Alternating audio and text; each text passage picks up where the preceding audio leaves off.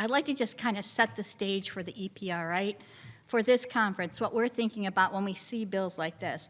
First of all, as the leader said, we know right off the bat, we live in one of the most unaffordable states in this nation, one of the highest tax states in this nation, and one of the most regulated states in the nation, and honestly, one of the least business-friendly states in the nation. Every single poll that comes out, I think Sienna just came out with another one, no surprise, it shows what people are asking for is they want lawmakers to take action to reduce the cost of living here in New York State. We all love living here. It's a beautiful state, but it's too darn expensive. And as the leader said, we hear the Democrats from the governor on down talking all the time about affordability. But they say one thing and they do the exact opposite. And this bill, I think one thing that hasn't been mentioned is this bill grows the size of our state government. It adds more layers of bureaucracy. It threatens jobs, increases consumer costs, including food costs. And I just wanted to point out, I think if we just all pause for a moment and think about bringing the food from our local farms to our kitchen tables. Every single part of growing or producing food on our local farms, packaging foods at our local manufacturers, trucking that food to our local grocery stores, and even refrigerating the food in those stores has been impacted by costly state mandates. Look at, since the Democrats took over one-party rule in the state in 2019, these climate mandates, the unnecessary mandates, they've gone too far, too fast, and they've affected the cost of just about everything. And the EPR bill, as you already heard, is just going to continue building on that. I have to say, this is my 9th year in the state Senate. I have never received so many letters of opposition from such a diverse group as I have on this Harcum EPR bill. Business is opposed, labor is opposed. But I want to make a key point here. They're all opposed, but they're also saying we have a workable alternative, workable solutions in the Martinez bill. It's something that the Democrats, I don't know why they're pushing this Harcum bill. They have other alternatives.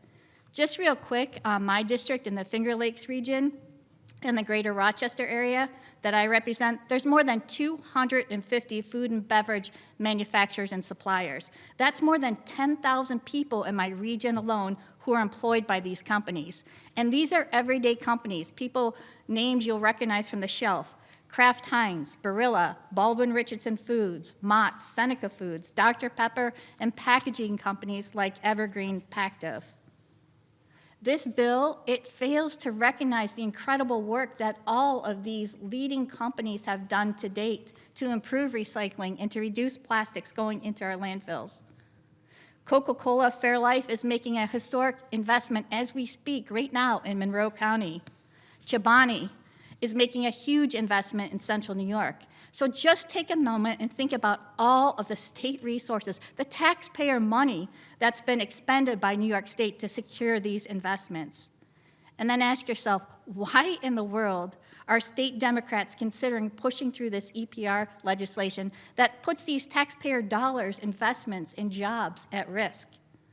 I just want to mention the National Supermarket Association, who represents hundreds of independent grocery stores, believes that this bill is going to disproportionately impact lower-income families.